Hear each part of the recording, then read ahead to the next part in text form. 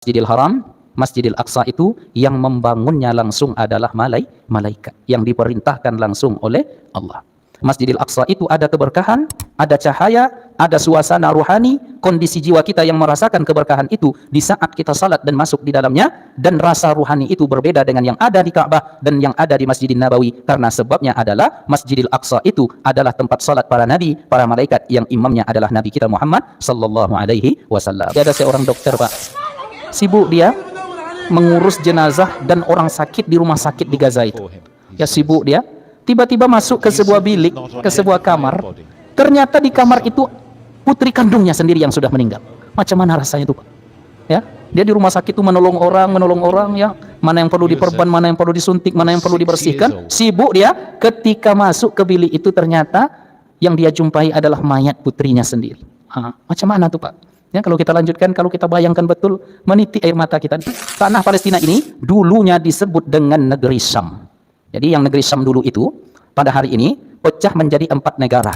Yang pertama Palestina, yang kedua Jordania, yang ketiga Syria, Damaskus sekarang itu, kemudian yang keempat Lebanon atau yang disebut dengan Lubnan. Nah, inilah sekarang Bapak Ibu yang dimuliakan oleh Allah, 4 negara ini adalah dulunya negeri Syam. Kesitulah dulu Nabi Muhammad SAW melakukan perjalanan perniagaan atau perdagangan. Di tanah suci Palestina itulah nanti yang menjelma menjadi padang mahsyar. Nabi mengatakan Baitul Maqdis, tanah di Palestina itu ardul mansyari wal mahsyar, tanah yang nanti akan menjelma menjadi tempat padang mahsyar. Dikatakan oleh Nabi bahwa sampai akhir zaman akan selalu ada sekelompok manusia zahirina alal haq. Umat Nabi Muhammad ini, kata Nabi, sampai akhir zaman nanti zahirina alal haq, mereka tetap istiqamah berada di jalan kebenaran, mereka tetap kokoh memegang kebaikan, mereka sampai akhir zaman, sampai Allah hancurkan bumi ini nanti. Dalam kejadian hari kiamat itu mereka akan tetap kokoh dalam kebenaran, kata Nabi. Lalu ditanyakan kepada Rasulullah, di mana mereka itu ya Rasul? Nabi mengatakan mereka berada di Baitul Maqdis dan di negeri tanah-tanah tempat-tempat yang di sekeliling Baitul Maqdis. Bapak Ibu hadirin, hadirat yang dimuliakan oleh Allah Ta'ala, sejenak kita duduk beriktikaf dan bermajelis ilmu menjelang masuknya waktu syuruk nanti. Yang akan kita bahas pada pagi ini, sementara kita tidak mengulas tentang fikih muamalah, tetapi pada pagi ini kita akan melihat, akan menguraikan seperti apa tanah Palestina dan Masjidil Aqsa dalam Al-Quran dan dalam hadis-hadis Nabi kita Muhammad sallallahu alaihi wasallam. Yang pertama, Bapak Ibu yang dimuliakan oleh Allah, yang akan kita bahas di sini adalah kemuliaan Masjidil Aqsa. Apa saja bentuk-bentuk kemuliaan Masjidil Aqsa itu yang diterangkan di dalam Al-Quran atau yang disebutkan di dalam hadis-hadis Nabi kita sallallahu alaihi wasallam. Yang pertama, Masjidil Aqsa itu adalah kiblat pertama umat Islam selama 17 bulan. Jadi Nabi kita Muhammad sallallahu alaihi wasallam dan para sahabat serta seluruh kaum muslimin ketika itu di dalam salat mereka berkiblat ke arah Masjidil Aqsa. Lamanya berapa? 17 bulan. 17 bulan itu berapa tahun tuh Bapak Ibu? Setahun 5 bulan, ya. Nah, lumayan lama. Nah, kemudian suatu ketika Nabi Muhammad sallallahu alaihi wasallam ditanya, "Ya Rasulullah, wahai Rasulullah, ceritakan kepada kami, beritahukan kami masjid yang pertama kali dibangun oleh Allah di muka bumi ini dalam rangka beribadah kepadanya, masjid apakah itu gerangan?" Nabi Muhammad mengatakan Al-Masjidul Haram. Jadi Masjidil Haram lebih khususnya adalah Ka'bah, adalah rumah tempat ibadah yang pertama kali dibangun oleh Allah. Dalam hal ini para malaikat yang membangunnya. Dikatakan di dalam Al-Quran, Inna awwala baiti wudi'a linnas, sesungguhnya rumah ibadah pertama yang dibangun di muka bumi ini lalladzi bi Bakkata mubaraka, yaitu yang berada di kota Makkah yang diberkahi oleh Allah Ta'ala. Jadi Bapak Ibu, Ka'bah itu yang membangunnya Allah diinstruksikan kepada malaikat, maka jadilah Ka'bah atau Masjidil Haram itu sebagai tempat beribadah, rumah ibadah yang pertama kali dibangun di muka bumi. Lalu setelah itu sahabat ini bertanya kepada Nabi, "Summa ayyu ya Rasulullah?" Lalu setelah Masjidil Haram, setelah Ka'bah, apa rumah yang dijadikan tempat ibadah di muka bumi ini setelah Masjidil Haram itu ya Rasul? Nabi mengatakan Al-Masjidul Aqsa. Yang kedua adalah Masjidil Aqsa. Berapa lama jaraknya itu disebutkan oleh Nabi, jarak setelah selesainya Masjidil Haram baru dibangun Masjidil Aqsa itu jarak diantaranya adalah 40 tahun. Jadi 40 tahun setelah Masjidil Haram atau Ka'bah dibangun oleh para malaikat, setelah itu diperintahkan pula oleh Allah para malaikat ini 40 tahun setelahnya membangun Masjidil Aqsa. Nah, jadi Bapak Ibu yang dimuliakan oleh Allah, Masjidil Haram, Masjidil Aqsa itu yang membangunnya langsung adalah malaikat yang diperintahkan langsung oleh Allah. Maka karena itu Nabi kita sallallahu alaihi wasallam menyebutkan la tusaddur rihalu illa ila salasati masajid. Tidak dibenarkan perjalanan yang serius dalam rangka beribadah kepada Allah, dalam rangka memunajat kepada Allah. Tidak dibenarkan perjalanan-perjalanan yang menseriuskan perbekalan dan diri kecuali hanya kepada 3 masjid. Yang pertama Masjidil Haram, yang kedua Masjidil Nabawi, yang ketiga Masjidil Aqsa. Jadi kalau kita mengkhususkan Bapak Ibu menabung uang untuk berangkat umrah, mempersiapkan diri untuk ke tanah suci, itu sebenarnya jika dalam kondisi aman, apa yang kita lakukan, yang kita persiapkan untuk umrah, itu seharusnya pula yang kita persiapkan untuk berkunjung ke Masjidil Aqsa. Ya, karena ketiga masjid ini dikatakan oleh Nabi kita sallallahu alaihi wasallam sebagai tempat ibadah yang benar-benar diseriusi untuk kita mempersiapkan diri beribadah datang kepadanya. Maka kita berdoa Bapak Ibu sekalian, setidaknya sekali seumur hidup kita ini nanti diberikan oleh Allah kesempatan untuk bisa sujud di Masjidil Aqsa. Kenapa demikian? Karena di Masjidil Aqsa ini Bapak Ibu, guru kita Syekh Ali Jum'ah, ketika beliau berkunjung ke Masjidil Aqsa itu suasana ruhani yang beliau rasakan lain. Sehingga beliau mengatakan, ketika saya masuk ke Masjidil Aqsa, ketika saya salat di Masjidil Aqsa, aku melihat nuran, melihat cahaya, merasakan cahaya, dan bahkan cahaya yang aku rasakan itu, suasana batin yang aku rasakan itu berbeda dengan cahaya yang bahkan berada di dalam Ka'bah. Nah, jadi berbeda yang dirasakan oleh Syekh Ali Jum'ah ini antara suasana batin ketika berkunjung ke Masjidil Aqsa, dia merasakan cahaya yang cahaya itu berbeda bahkan dengan cahaya yang ada di Masjidin Nabawi dan yang ada di Ka'bah atau di dalam Ka'bah. Salah satu alasan beliau mengatakan agaknya perbedaan suasana ruhani ini saya rasakan, kata beliau, karena dulu di Masjidil Aqsa inilah salatnya Nabi Muhammad dengan ribuan bahkan jutaan para malaikat dan juga arwah para nabi di malam di mana Rasulullah diperjalankan dalam sebuah perjalanan yang dinamakan dengan Isra dan Mi'raj. Nah, maka karena itu Bapak Ibu, dalam pujian yang dialamatkan kepada Rasulullah itu di kalimat-kalimat tarhim itu diucapkan wa taqaddamta lis-salati fa shalla kullu man fis samaa wa antal imam. Ada Bapak Ibu yang pernah dengar ini? Ini namanya tarhim. Assalatu wassalamu alaik. Nah, jadi kalau di kampung-kampung Pak, itu biasanya setengah jam sebelum masuk waktu subuh, ini tarhim ini dikumandangkan dari surau, dari masjid. Tapi kalau di Pekanbaru, saya rasakan sudah jarang, ya. Tapi dulu tahun-tahun 90-an ada. Nah, jadi ini namanya tarhim. Jadi dalam kalimat tarhim itu Bapak Ibu disebutkan wa taqaddamta lis-salah, engkau maju melaksanakan salat wahai Nabi Muhammad, fa shalla kullu man fis samaa,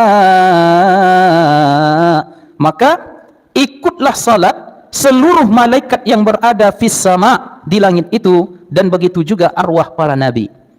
Lalu siapa yang menjadi imamnya? Wa antal imam, dan yang menjadi imamnya adalah Nabi Muhammad sallallahu alaihi wasallam. Nah, jadi Bapak Ibu yang dimuliakan oleh Allah, ternyata Masjidil Aqsa itu ada keberkahan, ada cahaya, ada suasana ruhani, kondisi jiwa kita yang merasakan keberkahan itu di saat kita salat dan masuk di dalamnya, dan rasa ruhani itu berbeda dengan yang ada di Ka'bah dan yang ada di Masjidil Nabawi, karena sebabnya adalah Masjidil Aqsa itu adalah tempat salat para nabi, para malaikat yang imamnya adalah Nabi kita Muhammad sallallahu alaihi wasallam. Jadi inilah Bapak Ibu secara spesifik tentang seperti apa kemuliaan Masjidil Aqsa. Lalu sekarang Masjidil Aqsa itu berada di tanah Palestina, atau dalam bahasa Arabnya disebut dengan Filistin. Palestina ini Bapak Ibu sekalian, tanah Palestina ini dulunya disebut dengan negeri Syam. Jadi yang negeri Syam dulu itu pada hari ini pecah menjadi 4 negara. Yang pertama Palestina, yang kedua Jordania, yang ketiga Syria, Damaskus sekarang itu, kemudian yang keempat Lebanon, atau yang disebut dengan Lubnan. Nah inilah sekarang Bapak Ibu yang dimuliakan oleh Allah, 4 negara ini adalah dulunya negeri Syam. Kesitulah dulu Nabi Muhammad sallallahu alaihi wasallam melakukan perjalanan perniagaan atau perdagangan. Nah, Bapak Ibu yang dimuliakan oleh Allah, Masjidil Aqsa ini berada di negeri Syam atau di negeri Palestina. Di dalam Al-Quran, negeri Syam ini menjadi objek sumpah Allah Ta'ala. Jadi ketika Allah berfirman di dalam surat At-Tin, "Wat-tini waz-zaitun," demi tin dan demi zaitun, "wa turi sinin," dan demi bukit Tursina di Mesir, "wa hadzal baladil amin," dan negeri yang aman ini maksudnya adalah Makkah. Jadi dalam ayat ini Bapak Ibu, Allah bersumpah dengan 4 hal. Yang pertama tin, yang kedua zaitun, yang ketiga bukit Tursina, yang keempat kota Makkah. Lalu Al-Imam Ibnu Jarir At-Tabari menafsirkan makna dari tin di situ adalah Damaskus, dan makna dari zaitun dalam ayat itu adalah Palestina. Kenapa ditafsirkan demikian? Karena di ayat berikutnya setelah Allah menyebutkan tin dan zaitun, Allah menyebutkan tempat, yaitu bukit Tursina, kemudian kota Makkah. Maka ada kemungkinan tin dan zaitun itu yang disebutkan di sana adalah nama pohon, nama pokok, nama buah, tetapi maksudnya di mana pokok dan buah itu tumbuh. Jadi ketika Allah menyebutkan watin, ya, pokok pohon yang banyak tumbuh, pohon tinnya itu adalah di negeri Damaskus. Maka makna tin di situ adalah Damaskus. Waz-zaitun, dan demi zaitun, tempat tumbuhnya pokok zaitun yang banyak dan yang terbaik itu adalah di Palestina. Maka artinya apa di sini Bapak Ibu yang dimuliakan oleh Allah? Bahwa tanah Palestina ini bukan tanah sembarangan. Ada nilainya di sisi Allah, ada kemuliaannya di sisi Allah, ada keberkahannya di sisi Allah Subhanahu wa taala tentang tanah Palestina ini. Dan saya pernah dengar Bapak Ibu, ternyata zaitun terbaik di dunia ini hasil penelitian HNI, ya. HNI ini salah satu pimpinannya Ustadz kita, Ustadz Dr. Mawardi. Itu kata beliau, saya dapat cerita dari beliau, ketika mencari produk zaitun terbaik, ternyata zaitun yang terbaik itu adalah yang tumbuh di Palestina. Nah, jadi tim beliau itu mencari bahan baku zaitun itu ke Palestina, ke Damaskus, ke Syria, ke negeri Syam itu, untuk di packing dibawa ke Indonesia ini, ya, dijual yang namanya minyak zaitun itu. Dan ternyata Bapak Ibu, ya, buah zaitun atau pohon zaitun itu dikatakan oleh Allah dia adalah syajarah mubarakah, yaitu pohon yang diberkahi. Sudahlah pohonnya berkah, tumbuhnya di tanah yang berkah. Maka berpadu padanlah di situ Bapak Ibu keberkahan dari Allah. Tanah tempat dia tumbuh adalah tanahnya para nabi, kemudian batang pohon yang tumbuh itu disebutkan langsung oleh Allah sebagai sajaratin mubarakatin zaituna, yaitu pohon yang diberkahi. Apa pohon yang diberkahi itu? Ialah pohon zaitun. Makanya ada jamaah kita Bapak Ibu divonis dokter sakit jantung. Jadi setelah divonis sakit jantung, disuruh kontrol, direkomendasikan untuk memakai apa namanya itu Pak? Ring, ya.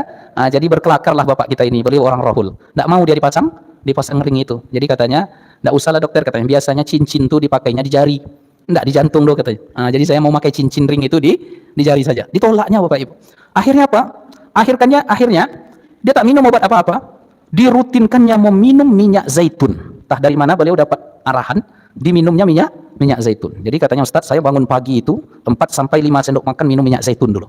Ya, minum minyak zaitun, setelah itu berwudu, gosok gigi, salat, sejam setelah itu saya minum air hangat katanya. Kemudian nanti siang 5 sampai 7 sendok itu di awal-awal, itu siang sebelum makan siang saya minum lagi katanya. Nanti sebelum makan malam atau menjelang tidur, ya, makan malam menjelang tidur malam itu saya minum lagi katanya. Jadi setelah rutin Bapak Ibu diamalkannya itu selama sebulan.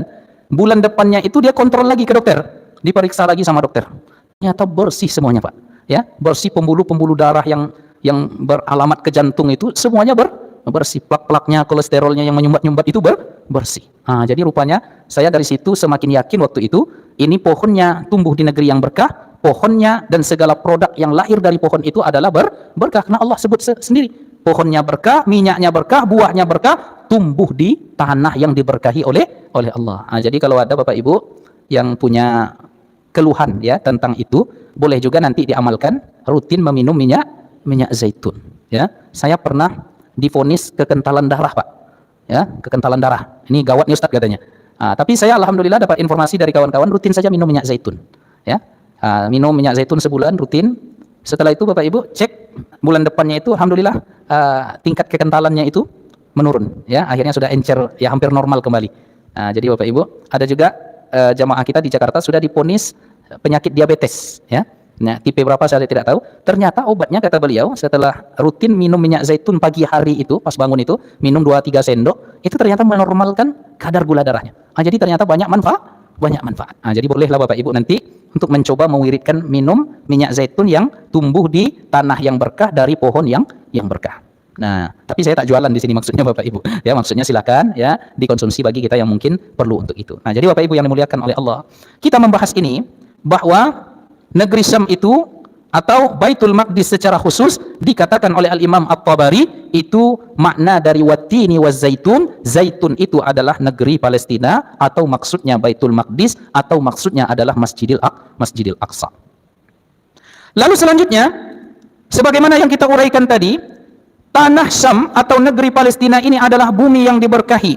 Kemudian ia adalah tanah suci. Disebutkan oleh Allah di dalam Al-Quran ketika menceritakan ungkapan seorang nabi kepada kaumnya, ya qaumi dukhulul ardal muqaddasah, wahai kaumku, masuklah kalian ke tanah muqaddasah yang suci yang bersih itu. Nah, lalu ditafsirkan oleh para ulama, al-ardul muqaddasah di sini kata Imam At-Tabari adalah Damaskus, Palestina dan Jordania. Jadi Damaskus di Syria, kemudian tanah Palestina itu negeri yang disebut dengan tanah suci tadi, dan sebahagian wilayah yang sekarang masuk di bagian wilayah negara Jordan. Nah, jadi di sini Bapak Ibu yang dimuliakan oleh Allah, artinya apa? Ketika kita mengatakan, oh Bapak Sianu dia pergi berangkat ke tanah suci, maksud tanah sucinya di situ adalah Makkah dan Madinah. Jangan kita lupa ada satu tanah suci yang lain selain Makkah, selain Madinah, yaitu Palestina. Jadi kalau kita sebut, oh itu tanah suci Palestina, tanah suci Baitul Maqdis. Nah, karena dia adalah tanah suci, di sana adalah tempat yang penuh berkah. Di situ nur Allah banyak bertebaran. Karena disitulah tempat sujud dan salatnya Nabi serta para malaikat, arwah para Nabi dan Rasul. Maka Bapak Ibu yang dimuliakan oleh Allah, di tanah suci Palestina itulah nanti yang menjelma menjadi padang mahsyar. Nah, maka ada seorang sahabiah namanya Maimunah bertanya kepada Rasulullah, ya Rasulullah, aftina fil Baitil Maqdis. Ya Rasulullah, tolong ceritakan, kabarkan, fatwakan kepada kami tentang Baitul Maqdis itu. Lalu apa jawaban Nabi? Nabi mengatakan, Baitul Maqdis, tanah di Palestina itu ardul mansyari wal mahsyar, tanah yang nanti akan menjelma menjadi tempat padang mahsyar.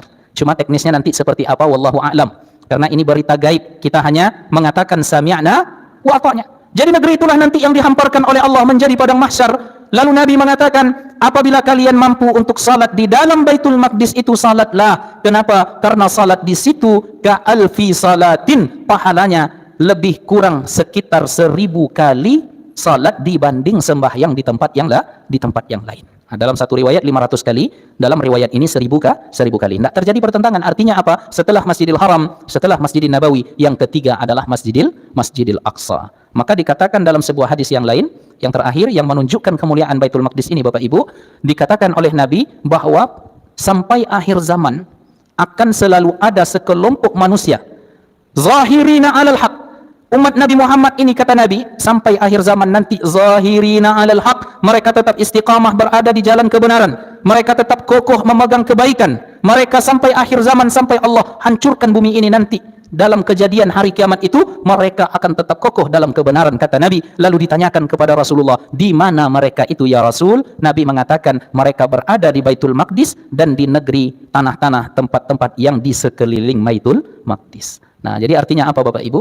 Akan tetap ada sekelompok manusia yang kokoh memegang kebenaran di Baitul Maqdis itu, yang berjuang untuk Baitul Maqdis. Nah, mengapa semua ayat-ayat dan hadis-hadis ini yang terkait tentang kemuliaan Baitul Maqdis dan tanah Palestina itu atau negeri Syam itu secara umum? Karena kita pada hari ini mendengar terjadi konflik bersenjata sekarang yang akhir-akhir ini Bapak Ibu, ya, informasi yang kita tengok itu rudal Israel itu sudah menyerang rumah sakit, menyerang masjid, menyerang tempat-tempat pengungsian yang aman bagi warga sipil, dan semua yang mereka lakukan ini menentang undang-undang perang internasional.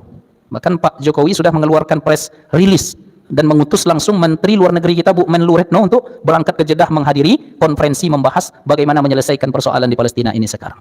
Jadi kita cerita ini Bapak Ibu bukan berarti kita ini radikal teroris, tidak. Negara kita dengan tegas mendukung perjuangan kemerdekaan Palestina, karena dalam undang-undang kita jelas dikatakan bahwa penjajahan di muka bumi harus dihapuskan. Nah, artinya apa? Sekarang Bapak Ibu, dari apa yang terjadi di Gaza secara khusus, di Palestina secara umum, respon dunia terhadap kasus ini, ya. Apa pelajaran yang bisa kita ambil? Yang pertama adalah seorang muslim dengan muslim yang lainnya itu satu tubuh.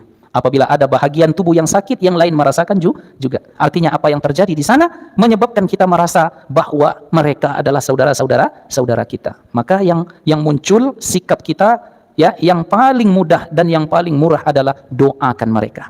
Nah, jadi dalam kunut subuh, ya, masukkan doa untuk mereka, atau kita berkunut nazilah. Ya, di setiap salat 5 waktu itu kita berkunut khusus untuk meminta kepada Allah agar Allah menolong, memberikan kesabaran, mengganti segala kerugian dan mengukuhkan langkah saudara-saudara kita yang berada di sana. Maka kita doakan Bapak Ibu. Ya, jangan lepaskan mereka dari doa kita, karena kita tidak tahu, mungkin dari doa kita ini dari seluruh dunia, entah dari lisan umat Nabi Muhammad siapa, nanti Allah akan menolong dan mengukuhkan mereka. Lalu yang kedua, apa yang bisa kita lakukan?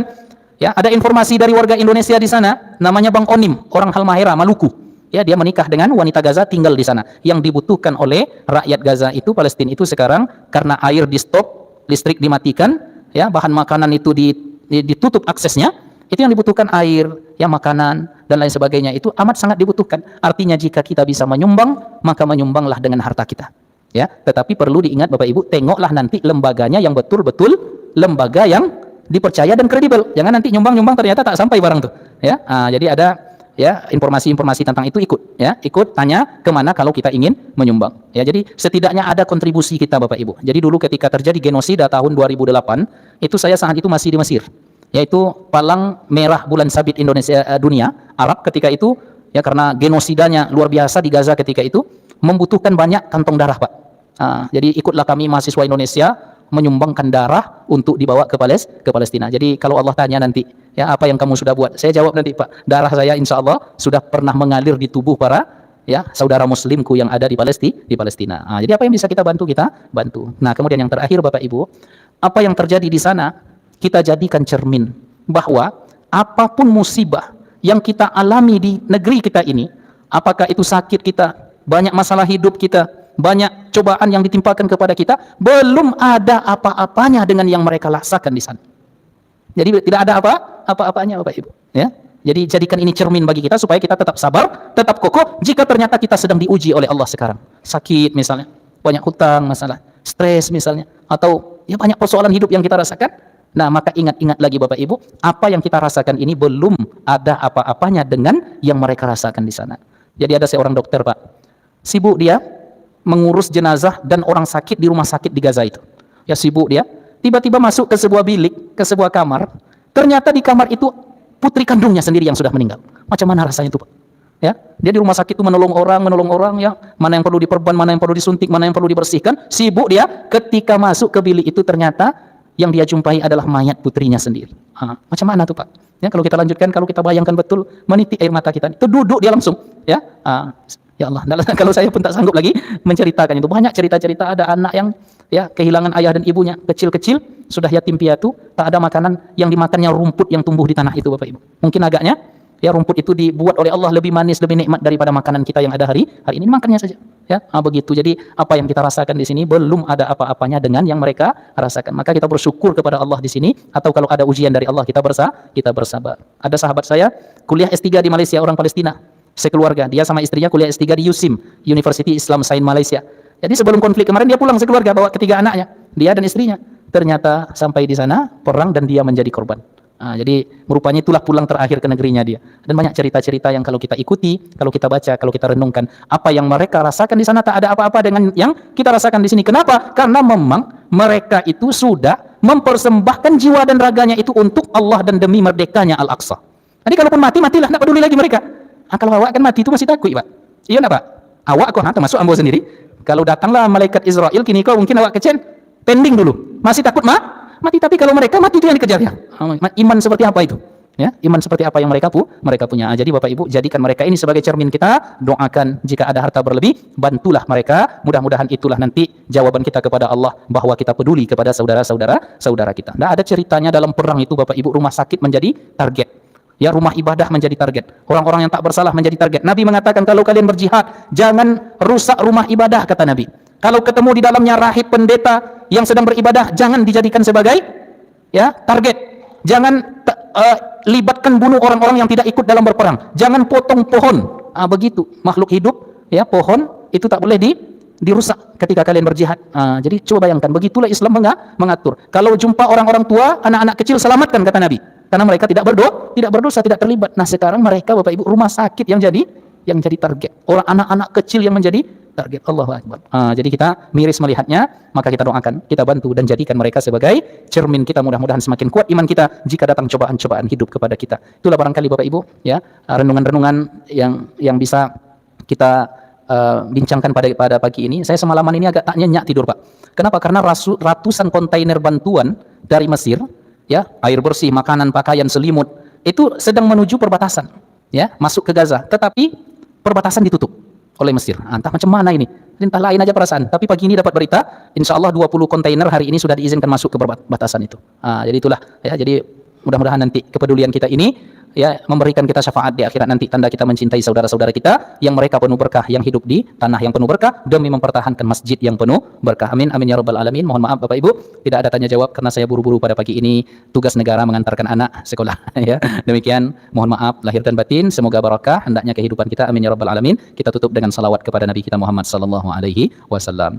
Sallallahu rabbuna ala nuril mubin أحمد المصطفى سيد المرسلين وعلى آله وصحبه أجمعين وعلى آله وصحبه أجمعين اللهم صل على سيدنا محمد وأشغني ظالمين بظالمين وأخرجنا من بينهم سالمين وعلى آله وصحبه أجمعين صلى الله ربنا على النور المبين أحمد المصطفى سيد المرسلين وعلى آله وصحبه أجمعين وعلى آله وصحبه أجمعين وبالله التوفيق والهداية. Assalamualaikum warahmatullahi wabarakatuh.